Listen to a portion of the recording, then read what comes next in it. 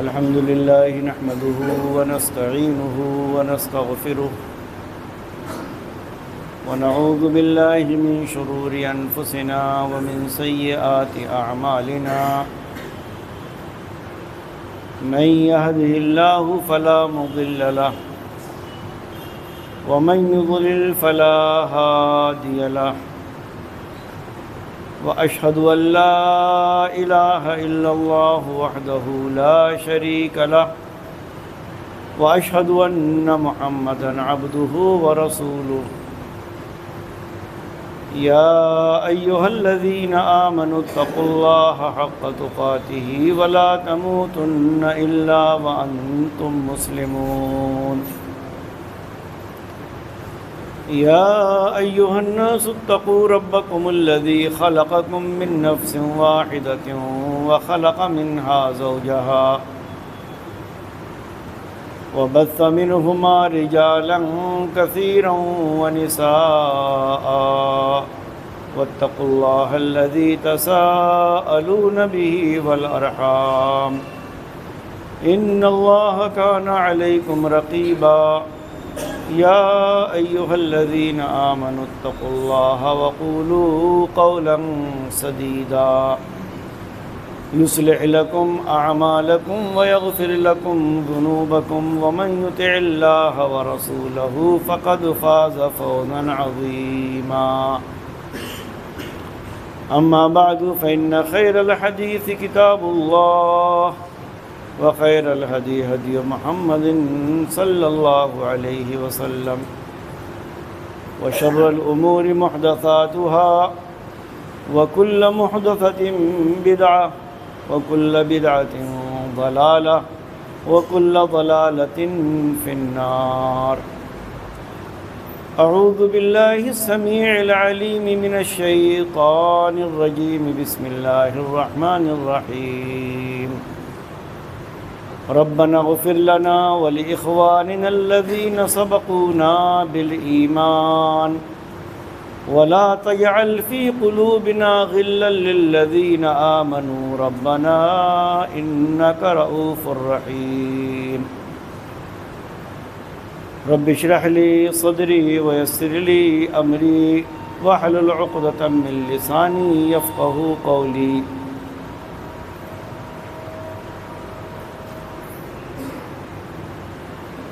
حاضرین جمعہ،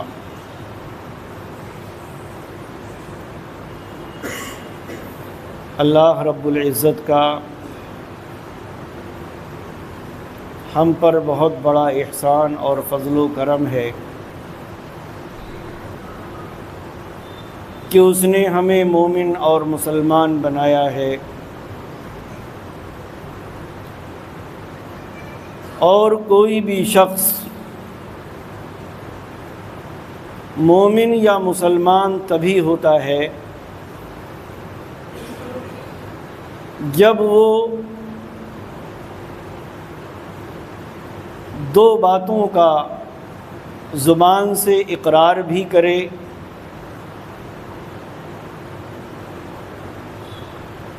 دل سے اس کو مانے بھی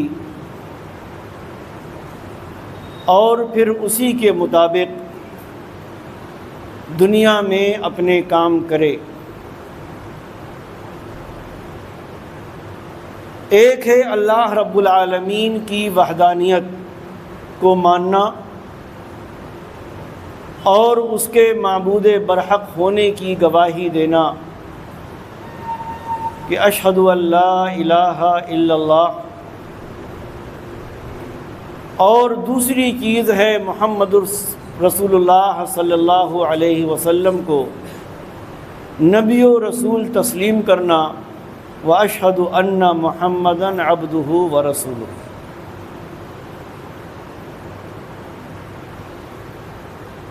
اللہ رب العالمین معبود برحق ہے، وہ خالق کون و مکان ہے، سب سے عظیم ہے، سب سے بڑا ہے، سب سے زیادہ طاقتور اور قدرت والا ہے، اور جس نبی و رسول کی ہم نبوت و رسالت کو مانتے اور تسلیم کرتے ہیں، اس نبی کی شان اور مقام و مرتبہ یہ ہے کہ وہ اولاد آدم میں سب سے زیادہ صاحب فضیلت ہیں، سید ولد آدم ہیں، وہ امام الانبیاء ہیں، وہ سید المرسلین ہیں، اور ہمارا ایمان اور عقیدہ ہے کہ اولاد آدم میں، بنی آدم میں آپ سے عظیم اور آپ سے فضیلت والا، مرتبے والا، مقام والا انسان نہ آپ سے پہلے کوئی آیا ہے اور نہ آپ کے بعد قیامت تک کوئی آ سکتا ہے۔ یہ وہ ذات گرامی ہیں کہ جن کے ذریعے سے رب کائنات نے نبوت و رسالت کو ختم کر دیا، آپ کو آخری نبی بنایا، آپ کو آخری رسول بنایا۔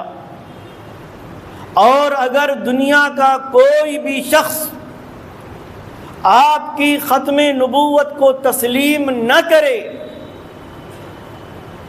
تو اس کے ایمان اور اس کے اسلام کے ضائع ہونے میں کوئی دو رائے نہیں۔ تو جس نبی کی یہ شان، جس نبی کا یہ مقام اور مرتبہ ہے، اس نبی کے ساتھی، اس نبی کے اصحاب، اس رسول پر ایمان لانے والے، اس رسول کو ایمان کی حالت میں دیکھنے والے، ایمان کے ساتھ اس کے پیچھے نمازیں پڑھنے والے، ایمان کی حالت میں ان کے ساتھ جنگوں میں شریک ہونے والے، اسلام کا کلمہ بلند کرنے والے، اور ان کے ساتھ امام الانبیاء صلی اللہ علیہ وسلم کے ساتھ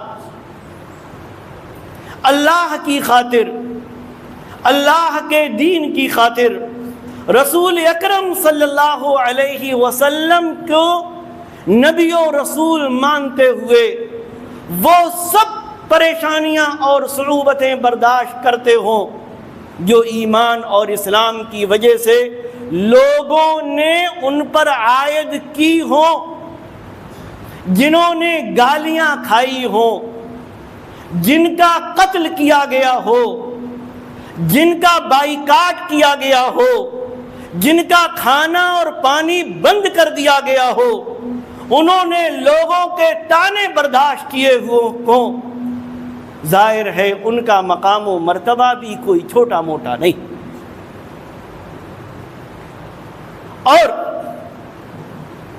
احادیث رسول اور قرآنی آیات کی روشنی میں ہمارا یہ ایمان اور عقیدہ ہے کہ اس امت میں، امت محمدیہ میں جتنے بھی افراد قیامت تک آئیں گے، ان میں سب سے زیادہ مرتبے میں اگر کوئی گروہ ہے تو وہ گروہ ہے جس کو لوگ صحابہ کرام رضوان اللہ علیہم اجمعین کے نام سے جانتے اور پہچانتے ہیں۔ کیوں؟ اس لیے کہ ایک حدیث میں کہ اللہ تبارک و تعالی نے محمد رسول اللہ صلی اللہ علیہ وسلم کے دل کو دیکھا، آپ کے قلب کو دیکھا، اور اپنی نبوت و رسالت کے لیے آپ کو منتخب فرمایا، آپ کو نبی و رسول بنایا، اور آپ کے بعد دوسرے لوگوں کے دلوں کو دیکھا تو صحابہ کرام کو اپنے نبی کے ساتھیوں کے طور پر منتخب فرمایا، ان کو آپ کا وزیر بنایا، آپ کا مشیر بنایا۔ کتنے مواقع آئے کہ رسول اکرم صلی اللہ علیہ وسلم نے اپنے ان صحابہ سے مشورہ کیا. یہ وہ گروہ ہے جس کے ایمان کی گواہی کسی اور نے نہیں بلکہ اس رب کائنات نے، اس خالق ارض و سما نے، قرآن کے نازل کرنے والے نے خود قرآن میں دی، اور ان کے ایمان ہی کی گواہی نہیں دی بلکہ ان کے ایمان کو بعد کے آنے والے لوگوں کے لیے معیار قرار دیا. ایمان لانا ہے تو ان جیسا ایمان لاؤ، ان جیسا عقیدہ رکھو، نبی سے ان جیسی محبت کرو، اللہ کے ساتھ اللہ کے تعلق سے وہ رویہ اختیار کرو جو صحابہ کرام نے کیا. فرمایا رب کائنات نے فَإِنْ آمَنُوا بِمِثْلِ مَا آمَنْتُمْ فَقَدْ اهْتَدَوْا. فرمایا کہ اے صحابہ کی جماعت، اگر بعد میں آنے والے تم جیسا ایمان لائیں، تم جیسے تمہارے ایمان کے جذبے کے ساتھ، تم جیسے اعتقاد کے ساتھ، فَقَدْ اهْتَدَوْا، تب وہ ہدایت یاب کہلائیں گے. اللہ رب العالمین نے ان سے اپنی رضامندی کا اظہار کیا. لَقَدْ رَضِيَ اللَّهُ عَنِ الْمُؤْمِنِينَ اِذْ يُبَايِعُونَكَ تَحْتَ الشَّجَرَةِ. ذرا سوچیں، غور کریں. رسول اکرم صلی اللہ علیہ وسلم تقریباً 1500 صحابہ کرام کے ساتھ ارادے سے نکلتے ہیں عمرے کے. آپ کو حدیبیہ کے مقام پر روک دیا جاتا ہے اور حالات عجیب و غریب بنتے ہیں. حضرت عثمان رضی اللہ تعالی عنہ کی شہادت کی افواہ اڑا دی جاتی ہے کہ مکہ والوں نے آپ کو شہید کر دیا. اس موقع پر خاتم النبیین محمد الرسول اللہ صلی اللہ علیہ وسلم نے اپنے ان تقریباً 1500 صحابہ کرام سے حدیبیہ کے مقام پر ایک درخت کے نیچے بیعت کی تھی کہ عثمان کے خون کا بدلہ لیا جائے گا. رب کائنات نے فرمایا وہ تمام لوگ کہ جنہوں نے درخت کے نیچے آپ سے بیعت کی، رب کائنات ان سے راضی اور خوش. اللہ رب العالمین ان سے خوش ہے. اور یہی نہیں بلکہ اللہ تعالی نے صحابہ کرام کے بارے میں، چاہے وہ صحابہ ہوں جن کو سابقین اولین کہا جاتا، یا وہ صحابہ ہوں جو بعد میں ایمان لائے، سب کو جنت کی بشارت دی، سب سے اپنی خوشنودی کی بشارت دی، اپنی رضامندی کا اظہار فرمایا. پڑھیں قرآن مجید کی آیت والسابقون الاولون من المہاجرین والانصار والذین اتبعوهم باحسان رضی اللہ عنہم ورضوا عنہ وأعد لهم جنات تجری تحتها الانہار خالدین فیہا ابدا ذلک الفوز العظیم. والسابقون الاولون، مہاجرین و انصار میں سے ایمان میں سبقت لانے والے لوگ، سب سے پہلے ایمان لانے والے لوگ، شروع کے دور میں ایمان لانے والے لوگ، واتبعوہم بإحسان، اور ان سابقین مہاجرین و انصار کی احسان اور بھلائی کے ساتھ پیروی کرنے والے لوگ، یعنی بعد میں ایمان لانے والے صحابہ، بعد میں آپ کی نبوت و رسالت کو ماننے والے صحابہ یا تابعین. فرمایا رضی اللہ عنہم ورضوا عنہ، اللہ ان سے خوش ہے، وہ اللہ سے خوش ہے. اور خوشی ہی نہیں، فرمایا رب نے ان کے لیے ایسی جنتوں کا وعدہ کیا ہے جن کے نیچے نہریں بہ رہی ہوں گی، وہ ہمیشہ ہمیشہ اس میں رہیں گے. اور یہ بہت بڑی کامیابی، بہت بڑی کامیابی. اور اس سے بھی زیادہ واضح آیت اگر آپ دیکھنا چاہتے اور دیکھنا چاہیے. کیوں؟ اس لیے کہ آج ہمارے بعض لوگ، آج ہمارے بعض نوجوان، آج ہماری قوم کے بعض افراد، اس امت کے بعض لوگ ابلیس کا ذکر نہیں کرتے، فرعون پر لعنت کی بات نہیں کرتے، ابو جہل کی شقاوت اور ابو لہب کی بدبختی کا ذکر نہیں ہوتا، اور ان لوگوں کی بدبختی اور ان کے کفر، شرک، رب کائنات کی بغاوت کا کوئی ذکر نہیں ہوتا. جنہوں نے نبی کی مخالفت کی، جنہوں نے نبی کو تکلیفیں پہنچائیں صلی اللہ علیہ وسلم، جنہوں نے قرآن کا انکار کیا، جنہوں نے اللہ کی توحید کا انکار کیا، اگر لوگ زبانیں کھولتے ہیں تو کن کے بارے میں؟ ان کے بارے میں کہ جو نبی پر ایمان لائے، جنہوں نے نبی کے حکم سے نبی پر نازل ہونے والے قرآن کو لکھا، جنہوں نے نبی کرم صلی اللہ علیہ وسلم کے پیچھے نمازیں پڑھی، جنہوں نے آپ کے ساتھ جنگیں کی، جنہوں نے اسلام کی سربلندی کے لیے بہت کچھ تکالیف برداشت کی. اور افسوس کی بات یہ ہے کہ آج کے سوشل میڈیا کے دور میں ہمارے بعض نوجوان بھی اس طرح کی چیزوں کا شکار ہو رہے ہیں، جبکہ صحابہ کرام یقیناً صحابہ کے درجات میں تفاضل ہے، صحابہ کے مراتب میں فرق ہے. ابو بکر کے مقام اور مرتبے کو کون پہنچ سکتا؟ خلفائے اربعہ کے مقام و مرتبے کو بعد کے لوگ کیسے پہنچ سکتے؟ وہ 10 لوگ جن کو عشرہ مبشرہ کہا جاتا، کہ جن کو نبی اکرم صلی اللہ علیہ وسلم نے اس دنیا میں جنت کی خوشخبری اور بشارت دی، بعد کے لوگ ان کے مقام و مرتبے کو کیسے پہنچ سکتے؟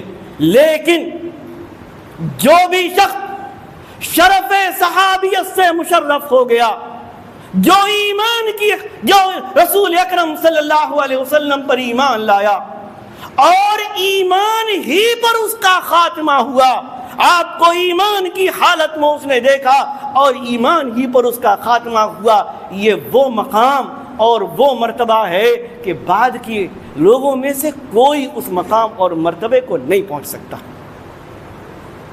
ایک امام ہیں عبداللہ بن مبارک رحمہ اللہ، ان سے کسی نے سوال کیا تھا کہ معاویہ رضی اللہ عنہ اور عمر بن عبد العزیز رحمہ اللہ دونوں میں فضیلت والا کون، کس کا مقام اور مرتبہ؟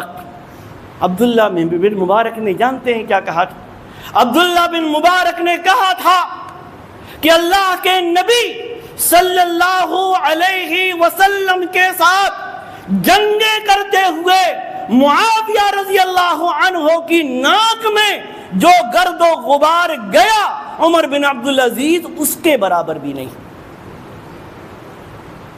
اس کے برابر بھی نہیں. کیوں؟ اس لیے کہ شرف صحابیت سے بڑی اور کوئی چیز اس امت میں نہیں.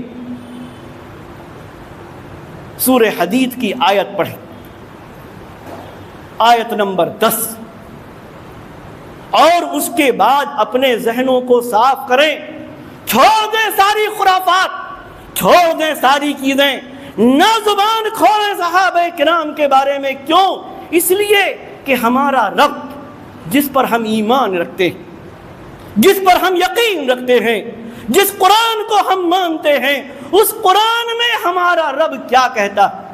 فرماتا ہے لا یستوی منکم من انفق من قبل الفتح وقاتل اولئک اعظم درجة من الذین انفقوا من بعد وقاتلوا. کہ تم میں سے وہ لوگ جو فتح مکہ سے پہلے ایمان لائے اور اللہ کے دین کی خاطر انہوں نے جہاد کیا، بعد فتح مکہ کے بعد آنے والے لوگ اس مقام اور اس مرتبے کو نہیں پہنچ سکتے.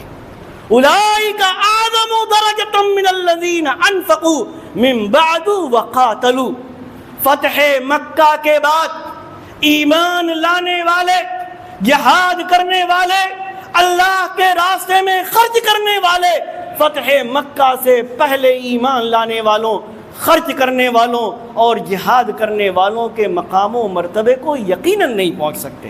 لیکن آگے والا ذرا ٹکڑا سنیں، وَكُلًّا وَعَدَ اللَّهُ الْحُسْنَى، لیکن اللہ تعالیٰ نے سب سے، وَكُلًّا سب سے، یعنی چاہے وہ فتح مکہ سے پہلے ایمان لانے والے ہوں یا فتح مکہ کے بعد ایمان لانے والے ہوں، سب سے رب کائنات نے نیکی کا وعدہ کیا ہے، نیک وعدہ کیا ہے، اچھا وعدہ کیا ہے۔ اور ظاہر ہے ایک مومن کے لیے، ایک مسلمان کے لیے، ایک صحابی کے لیے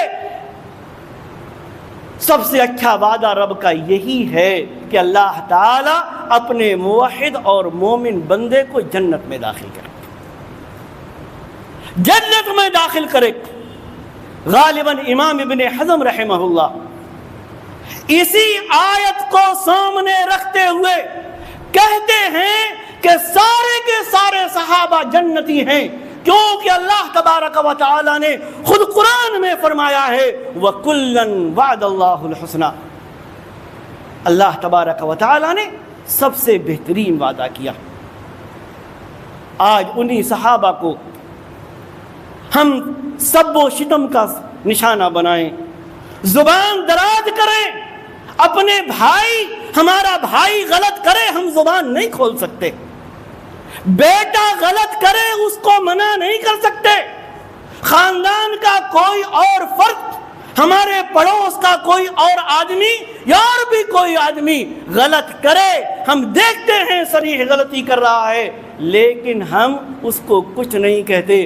اور نعوذ باللہ صحابہ کی اجتہادی چیزوں پر، معصوم عن الخطا یقیناً صحابہ نہیں، لیکن ان کی اجتہادی چیزوں پر ہم زبان کھولیں، ہم باتیں کریں، ہم ان کو سب و شتم کا نشانہ بنائیں، ہم ان پر تبصرے کریں، ہم ان کے ایمان کو جانچیں، ہم ان کی محبت رسول کو جانچیں، ہم ان کو ایمان سے نعوذ باللہ خارج کر دیں، ہم ان کے ساتھ وہ سلوک کریں جو کسی طور پر جائز نہیں۔ شیخ الاسلام ابن تیمیہ رحمہ اللہ کہتے ہیں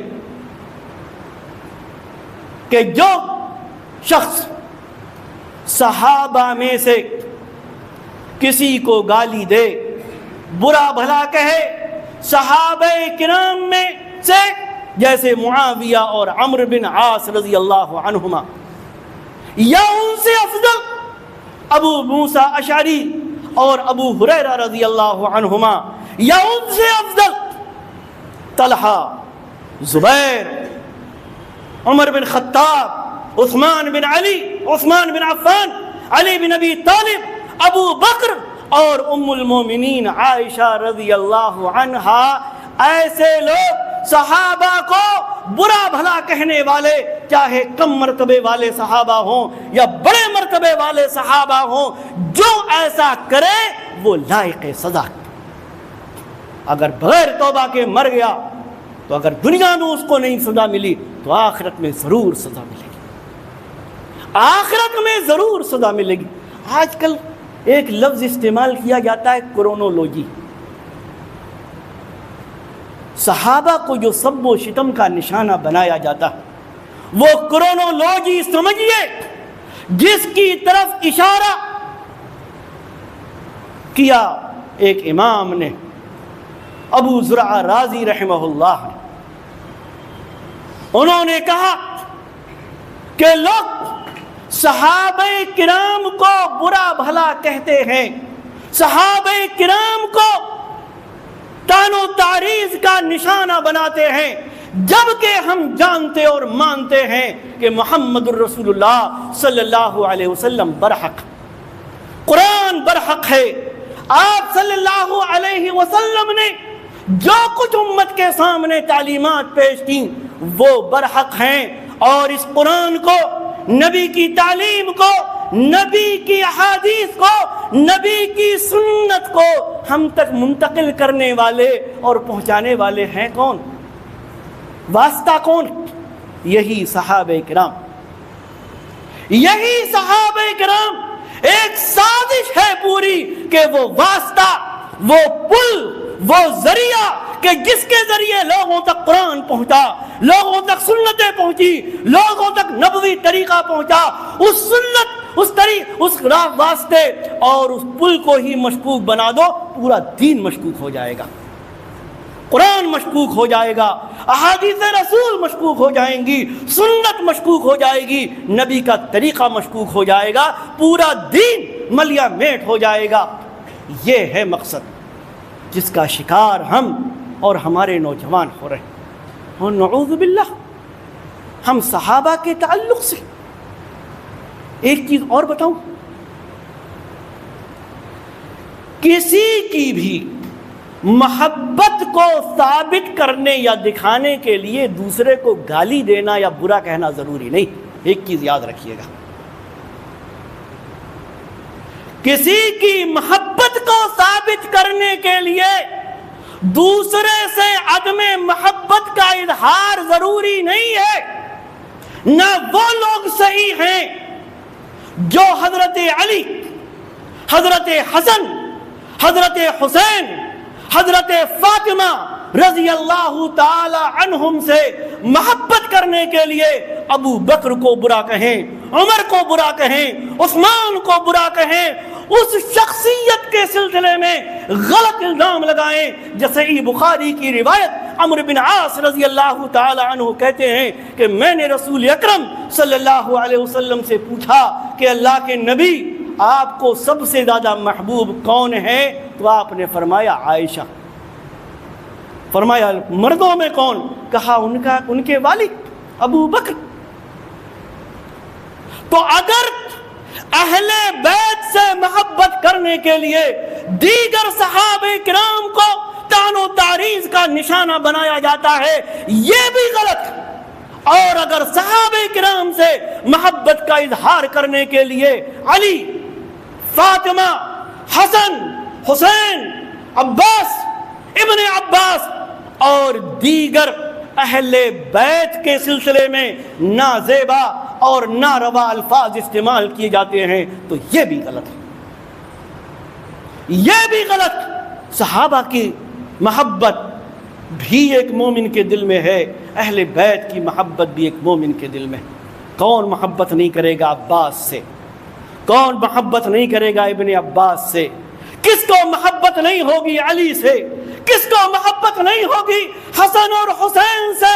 کون محبت نہیں کرے گا فاطمہ رضی اللہ تعالی عنہا سے؟ اہل بیت کی محبت کے ساتھ صحابہ میں ابو بکر کا جو مقام ہے وہ کسی کا نہیں۔ کیوں؟ اس لیے کہ صحیح بخاری کی روایت، اور روایت کرنے والے جانتے ہیں کون؟ حضرت علی رضی اللہ تعالی عنہ کے بیٹے محمد بن حنفیہ۔ محمد بن حنفیہ رحمہ اللہ، صحیح بخاری کی حدیث، کہتے ہیں میں نے اپنے والد سے پوچھا کہ اللہ کے رسول صلی اللہ علیہ وسلم کے بعد لوگوں میں سب سے زیادہ فضیلت والا کون؟ علی رضی اللہ عنہ نے کہا ابو بکر۔ کہتے ہیں میں نے پوچھا ان کے بعد کون؟ کہا ان کے بعد عمر۔ کہتے ہیں مجھے خوف ہوا کہ کہیں ایسا نہ ہو کہ اگر میں آگے آپ سے پوچھوں اپنے والد سے تو وہ عثمان کا نام لے دیں، چنانچہ میں نے کہا کہ عمر کے بعد تو آپ کا مقام و مرتبہ ہوگا۔ تاریخی الفاظ خلیفہ راشد علی بن ابی طالب رضی اللہ عنہ کے صحیح بخاری میں الفاظ دیکھ لیں، کہتے ہیں ما انا الا رجل من المسلمین، میں تو مسلمانوں میں ایک عام آدمی، میں تو مسلمانوں میں ایک عام آدمی۔ اور آخری بات، اللہ کے نبی صلی اللہ علیہ وسلم نے اپنی حیات کے آخری ایام میں جب آپ مصلی پہ جانے کے لائق نہیں رہے اپنی بیماری کی وجہ سے، تو آپ نے فرمایا کہ مرو ابا بکر فلیصلی بالناس، ابو بکر کو حکم دو کہ وہ لوگوں کو نماز پڑھائیں۔ اسی مدینہ میں وہ شخص بھی موجود ہے جس کے بارے میں خود نبی کا فرمان ہے کہ عم الرجل سنو ابی، آدمی کا چچا اس کے باپ کی طرح ہوتا ہے۔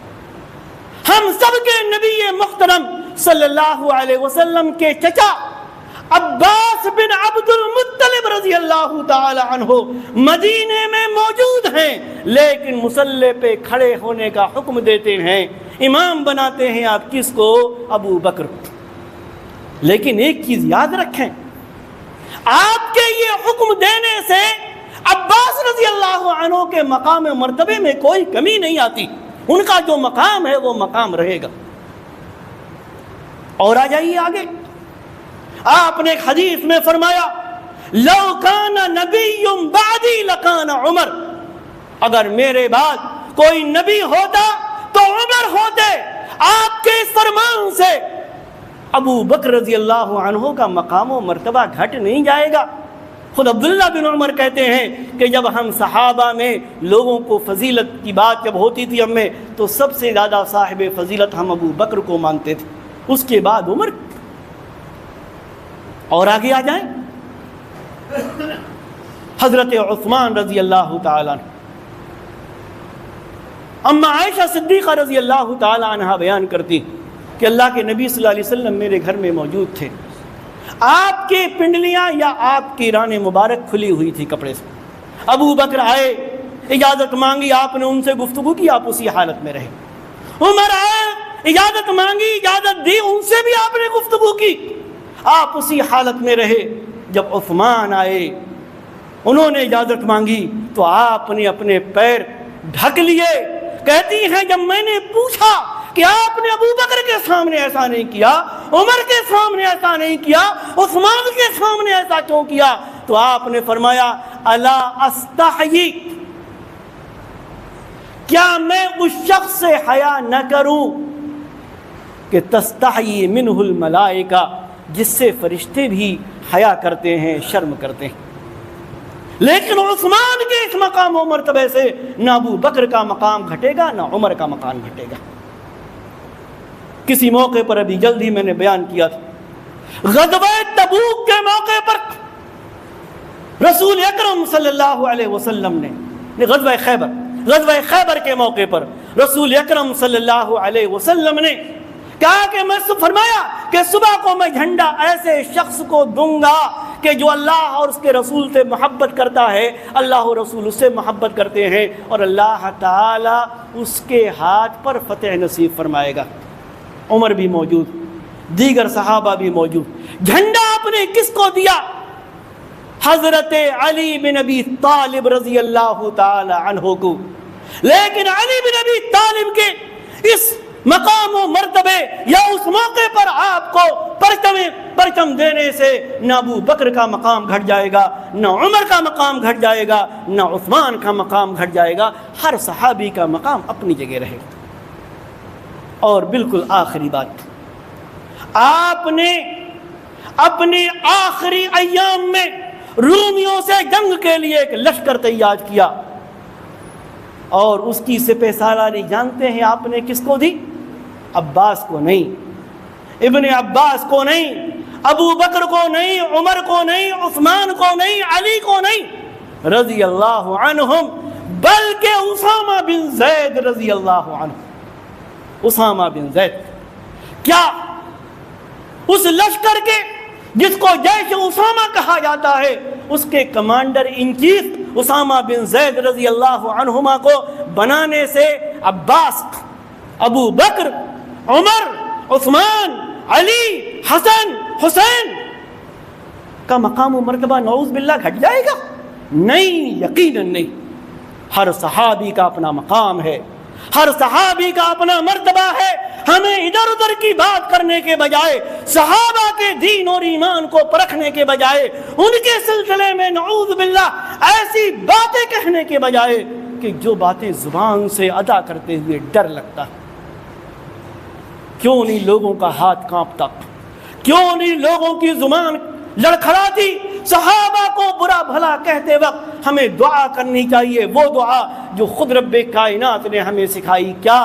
ربنا اغفر لنا ولاخواننا الذین سبقونا بالایمان، اے ہمارے رب ہمیں بھی بخش دے، ہم سے پہلے جو ایمان لائے ان کو بھی بخش دے، ولا تجعل فی قلوبنا غلا للذین آمنوا، اور اہل ایمان کے تعلق سے ہمارے دل میں کوئی کینہ اور بغض مت رکھ۔ اور ان اہل ایمان میں سب سے پہلے اگر کوئی گروہ شامل ہو سکتا ہے تو وہ صحابہ کرام رضی اللہ عنہم اجمعین کا۔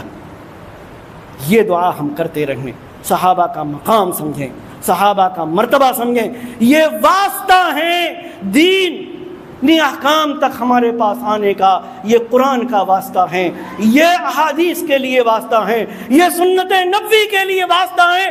اللہ کے بندو، اگر اس واسطے کو ہم نے مشکوک بنا دیا، نعوذ باللہ قرآن مشکوک ہو جائے گا، احادیث مشکوک ہو جائیں گی، سنت نبوی مشکوک ہو جائے گی، نبی کے طریقے مشکوک ہو جائیں گے، پھر آدمی کو پتہ ہی نہیں چلے گا جو ہم کر رہے ہیں یہ دین بھی ہے یا نہیں۔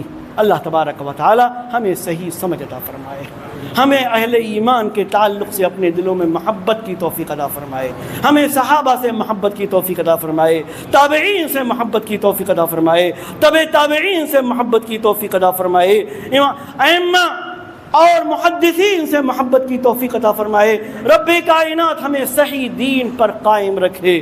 اے اللہ ہمیں ان تمام چیزوں سے محفوظ رکھ کہ جن سے کسی بھی مومن یا صحابی کی تنقیص کا کوئی پہلو نکلتا ہو۔ آمین۔ بارک اللہ لنا ولکم فی القرآن العظیم ونفعنی وإیاکم بالآیات والذکر الحکیم، انہ تعالی جواد کریم ملک بر رؤوف الرحیم۔